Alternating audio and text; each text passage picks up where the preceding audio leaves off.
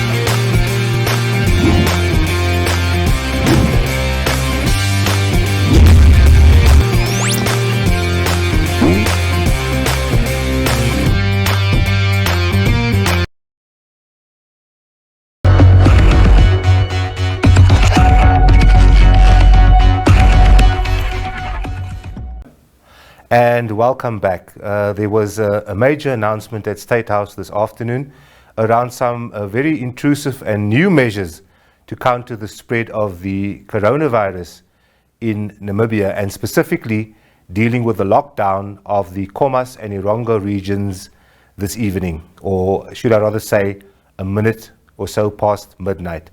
And among those measures is that no alcohol will be sold. Yes, you heard me correctly. No alcohol will be sold in the Erongo and Khomas regions during the lockdown period. Here is some footage from that State House press conference. Anybody who is in that business of selling food, whether you are a supermarket, whether a small shop, small corner shop, that should be allowed to continue. I believe Dr. Shangula has already talked about the sale of alcohol. I think that message was loud and clear that is prohibited. I believe we can stay sober for 21 days. We won't die. Transportation and logistics services and storage. Again, we need to move goods. We need to move food. We need to move all the basic necessities, so that should stay open, and that should continue to function. And of course, there's storage thereof. Accommodation services, if it's needed, if there are, for instance, already people that are in a hotel, especially our visitors, those should be able to continue for humanitarian purposes. But it doesn't mean that we should now go and travel and go to a lodge somewhere. That should stop, because we are in a lockdown period. So anything that is providing food and accommodation service, but is also linked to the combating of COVID-19, that is allowed.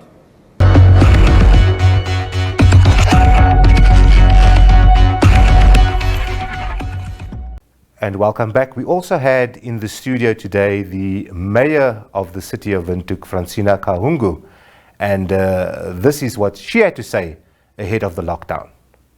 And welcome back. We are very privileged today to have with us the mayor of the city of Windhoek, Fransina Kahungu. Welcome. Thank you very much. I'm happy so that you have me once more today. Yeah, it's a very important time for the city, with the lockdown coming into effect this evening, or it's 1 minute past midnight, as former Health Minister Bernard Afiku said yesterday. So it's a good time to have you here, and obviously for you to share very, very critical information with your citizens. I'm happy to be here, just to say, let us not worry too much, let us be calm. Just to start off, Madam Mayor, in terms of the city of Windhoek's contribution to ensuring a successful lockdown for the next 21 days, what measures and what contribution has the city been making in that regard? Thank you very much. The measures put in place by Windhoek municipality are many. I have to inform you that the first measure is to distribute or to disseminate information to the public. The first measure is to make water accessible to all residents. In this regard, Windhoek municipality has decided to open or to reconnect all water supplies to clients whose water were cut off due to non-payment. I'm very happy to continue to say today, Council of Windhoek Municipality has decided to subsidize water to all people who are using water tokens to buy water. That's very good news, especially for the poorest of the poor in the city. Just in terms of the kind of do's and don'ts for Windhoek residents as the lockdown takes effect this evening, 1 minute past midnight. What are the kind of rules and do's and don'ts that we as citizens should stick to? Thank you very much. As we know, and everyone is telling us, the first and the basic rule, do wash your hands with water and soap. In addition, or as an option, use a hand sanitizer.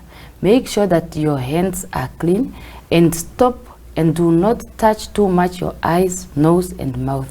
But what is the other maybe rule which one would expect from Windhoek Municipality? We are saying, since we are given these 2 weeks, let us stay indoors. Let us stop moving too much. Let us only travel when it is really, really necessary. We are going to do some things which might not be honorable, like chasing people from the streets. We are feeling pity to our children because we see them, we are observing them playing on the streets. City police officials will be there to chase the children to go inside the houses. In terms of roadblocks and those kinds of things in the community, what role is the city police playing in that sense? Thank you very much. City police traffic officers will still maintain rules and orders regarding to traffic.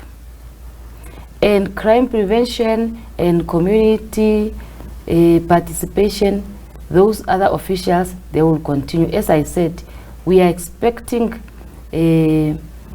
police officers to help us, as we are already working together during the Kalahari operation. So we'll just continue. And I am happy to say that Windhoek residents, they fully understand this and they are willing to cooperate. I'm very much positive on what I have observed so far. And just in terms of that again,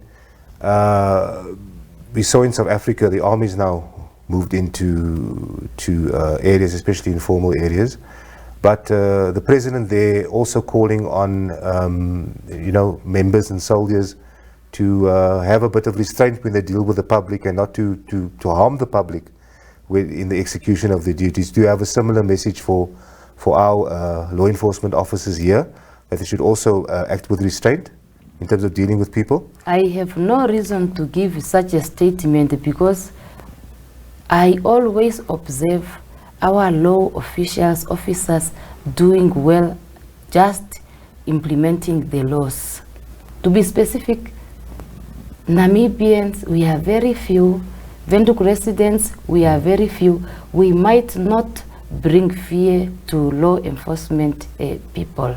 So with the number we have, and given also the information that some people already left Windhoek, I think we'll be okay. There is no need to give such a warning. I'm sure the cooperation will continue as usual. Yeah. And before we came into the studio, you spoke about communication obviously being key. In terms of your communication or the city's communication with the national, at the national level, with the national level, are you guys receiving briefings? Are you part of briefings and meetings so that you can actually from your office and from the city disseminate to the rest of us in Windhoek what's happening in terms of implementing national recommendations and measures? Dearest, no need to ask that. Windhoek Municipality is an institution which is big. Yes. And we are part of the National Health Wellness Committee. Yes. We have representatives there. There are more than one, and we are being updated on a daily basis. So we are following, we are there, we are part of decision making at a high level. Okay, now that's very good to hear. And then You know, across the world, and I think as well in Africa, you know, this coronavirus, or as they call it, COVID-19, it's also exposing kind of the lack of services, the lack of infrastructure, sanitation, housing, etc. in informal, in poorer areas. Beyond just measures to contain the virus and to keep people locked down, what plans are in the pipeline for the city to improve some of these situations, especially in our informal areas? Thank you. You see, every situation prevents bad and good opportunities. I would love all of us to see all good opportunities in this one. As much as we might be challenged, our minds are being provoked to say, number one, we have to start having enough companies which are producing, may I call them health products. We are being challenged to provide water to each and every citizen. We are being challenged to think on what about tomorrow? Is this how we are going to be? So in short, for now, Windhoek Municipality Council is busy looking at the short-term initiatives, but we see many opportunities where we can improve, and we see many opportunities also where we can be given assistance by various stakeholders. I don't know if I responded to your question well. I think it's sufficient in the sense that the short term is now what you're saying is important, but you're always also looking to the future and partnerships and cooperations going forward, right, in terms of bettering the circumstances of especially the informal areas, yes, in Windhoek. So that's how I understood it. So I think we can move on. And one final question, and it actually follows from that. You're obviously well aware of the economic panel, or the high-level economic panel's suggestion or recommendation to the president in terms of donating land free of charge in informal settlements, or as I kind of interpret it, if you are living on a plot or a piece of ground, that ground then be given to you to build a house for yourself, or to leverage it, to go to the bank and to get finance to build something for yourself. And then, of course, the follow-up to that was the president saying that he's looking at implementing a pilot project in the mixed settlement. So I just wanted to get your views as the first citizen of Windhoek on that recommendation, and then obviously the president saying that he wants to implement a pilot in that regard in the mixed settlement. Thank you very much. The recommendation, I don't want to say that they get it from maybe some local authority, but since they were doing research, they did.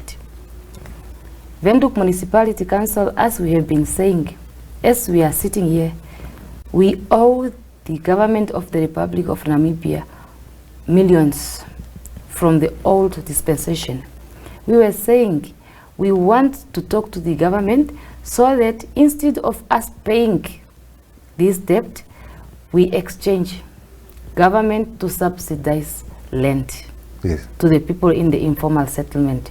It's just say municipality, we owe us so much, so please let me say the categories. Security officers, each one from that amount, give him or her so much, and then this person will pay a certain amount. But now by looking, it looks like just to donate the whole portion of land. We welcome the idea. It has been for us a mixed settlement. If that is where to start, we have no problem also, because if you go there now at mixed settlement, it is all in order. The design and layout is in place. So it was only a matter of providing services that we welcome, because you can't say you are losing money or whatsoever. Take an example of a person who occupied the land since 1992.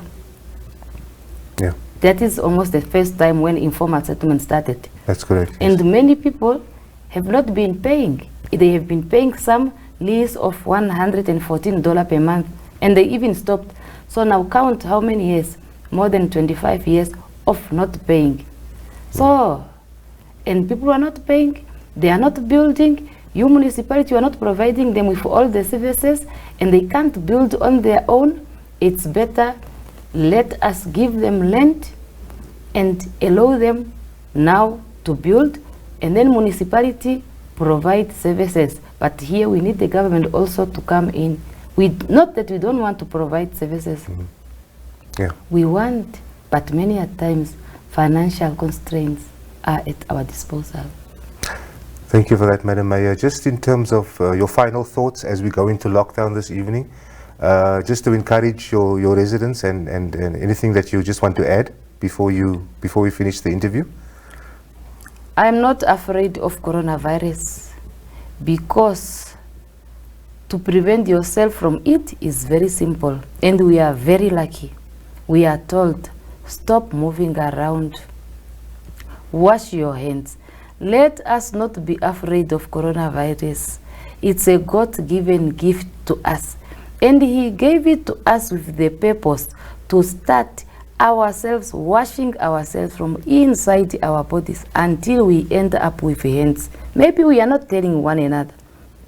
These 2 weeks are for us to look, to test, to assess ourselves, to see our lives. Are they in order? Us in leadership, to ask ourselves, what is this I'm doing to Windhoek residents? So let's start washing ourselves from inside before we wash our hands. Don't be afraid of coronavirus. It was brought here. It is here. God saw it, and He knows why He brought it to us.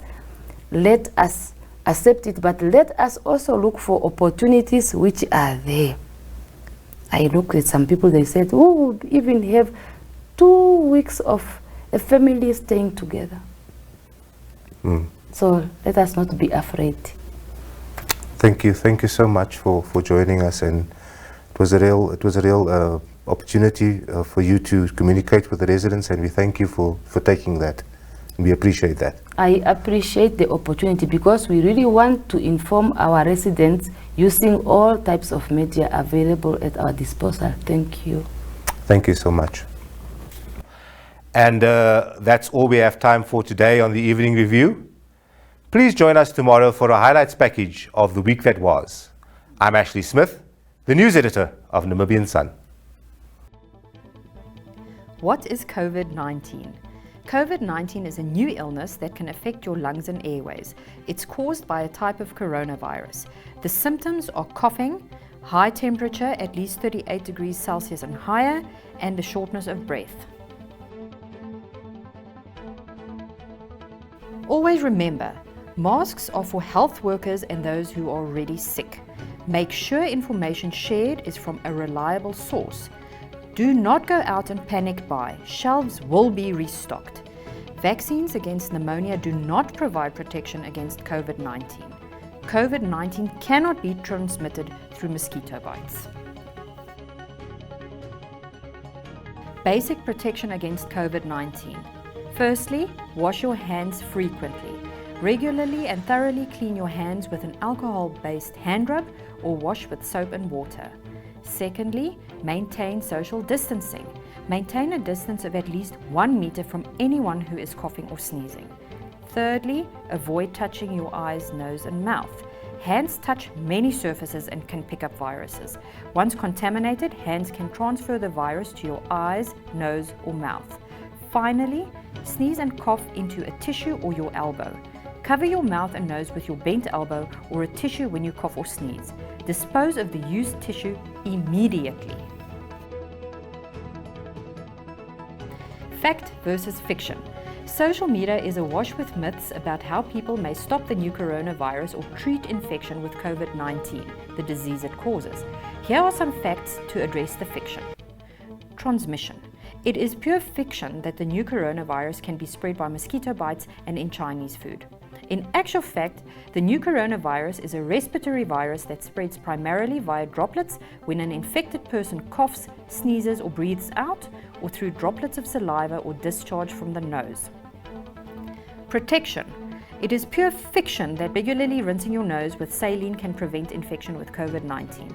The fact is, there is no evidence that regularly rinsing your nose with saline has protected anyone. There is some weak evidence that regularly rinsing your nose with saline can help some people recover more quickly from the common cold, but it does not prevent respiratory infections. It is fiction that claims on social media suggest that spraying alcohol or chlorine all over your body can protect against COVID-19 infection, or that gargling bleach or drinking excessive amounts of water can somehow flush it out. The fact is, there is no evidence to back these claims. Good hygiene practices, including frequent hand washing and avoiding close social contact, can help reduce the risk of infection.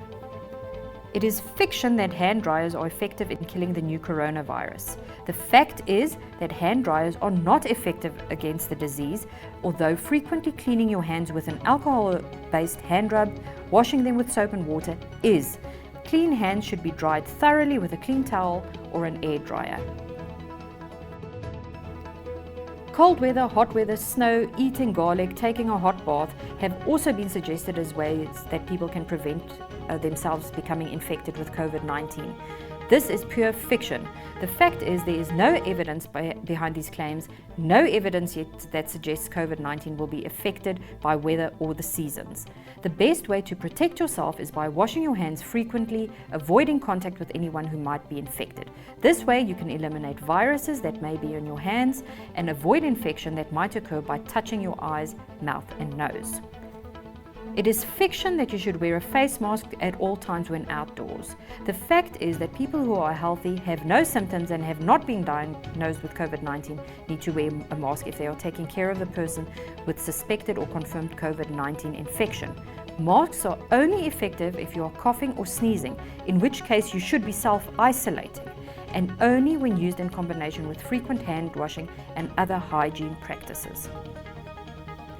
When it comes to treatment, it is absolute fiction that antibiotics can prevent and treat the new coronavirus. The fact is, antibiotics do not work against viruses, only bacteria.